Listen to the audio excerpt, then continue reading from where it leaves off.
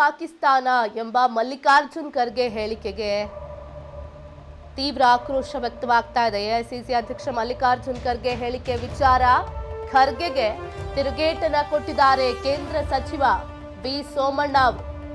ಖರ್ಗೆ ಅವರೊಬ್ಬ ದೇಶದ ಒಬ್ಬ ದೊಡ್ಡ ನಾಯಕರು. ಅವರಿಗೆ ಏನ್ ಮಾತನಾಡಬೇಕು ಅನ್ನೋದೇ ಅರ್ಥವಾಗ್ತಾ ಇಲ್ಲ. ಖರ್ಗೆ ಅವರ ನಿರಾಶವಾದಿ ಭಾವನೆ ಒಳ್ಳೆಯದಲ್ಲ.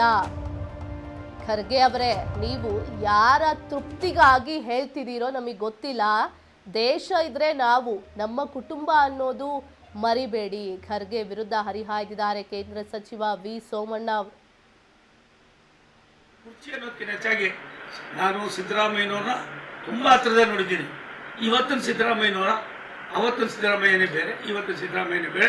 ಆದರೆ ಒಂದು ಸತ್ಯ, ನಾವೆಲ್ಲ ಈ ದೇಶದ ಮಣ್ಣಿನ ಮಕ್ಕಳು, ಭಾರತೀಯರು. ಭಾರತ ದೇಶದ ವ್ಯವಸ್ಥೆಯಲ್ಲಿ ಒಂದು ಸಣ್ಣ ಅಪಚಾರ ಮಾಡಿದ್ರು ಕೂಡ ಆ ಭಾರತಾಂಬೆ ನಿಮ್ಮನ್ನ ಸುಮ್ಮನೆ ಬಿಡೋದಿಲ್ಲ, ನೆಮ್ಮದಿಯಾಗಿರಕ್ಕೂ ಬಿಡೋದಿಲ್ಲ, ನೀವೇನೂ ಆಗೋದಿಲ್ಲ, ಎಲ್ಲ ಒಂದು ಕಡೆ ಸುಟ್ಟೋಯ್ತೀರ.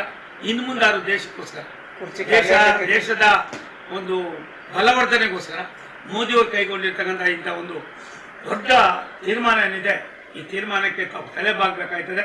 ತಲೆ ಬಾಗಿದ್ರೆ ದೇಶದಲ್ಲಿ ಇರೋದಕ್ಕೆ ನಿಮಗೂ ಕೂಡ ಅರ್ಹತೆ ಇದೆ. ಇಲ್ಲ ಅಂದ್ರೆ ಬಾಕಿ ನೀವೇ ತೀರ್ಮಾನ.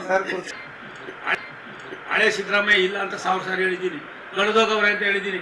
ನಾವೆಲ್ಲ ಸಿದ್ದರಾಮಯ್ಯ ನಮ್ಮ ಚೀಫ್ ಮಿನಿಸ್ಟರ್ ಹೋಗಿ ಸಭಿ ಕೀಮೆ ತಮ್ಮ ಮೈ ಬಿ ಮಂತ್ರಿ ತಾ ಓ ಬಿ ಮಂತ್ರಿ. ಹಾಗಾಗಿ ನಿಮ್ಮ ತಾಯಿ ತಂಗಿ ಸಚಿವ ದಹನ ಒಮ್ಮೆ ನೆನಪಿಸ್ಕೊಳ್ಳಿ. ಆ ಘಟನೆ ನೆನೆದ್ರೆ ಪಾಕ್ ಹೆಸರು ನಿಮ್ಮ ಬಾಯಲ್ಲಿ ಬರೋದೇ ಇಲ್ಲ.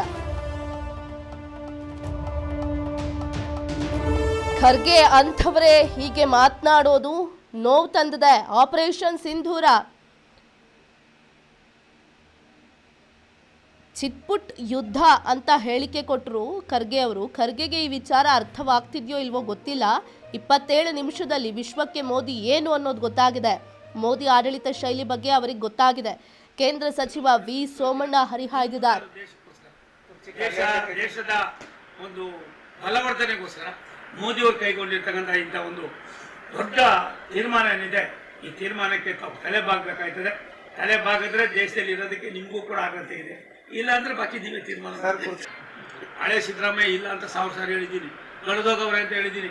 ನಾವೆಲ್ಲ ಸಿದ್ದರಾಮಯ್ಯ ನಮ್ಮ ಚೀಫ್ ಮಿನಿಸ್ಟರ್ ಹೋಗಿ ಸಭಿ ಕೀಮೆ ತಮ್ಮ ಮೈ ಬಿ ಮಂತ್ರಿ ತಾ ಓ ಬಿ ಮಂತ್ರಿ. ಹಾಗಾಗಿ ಸಿದ್ದರಾಮಯ್ಯ ಇಲ್ಲ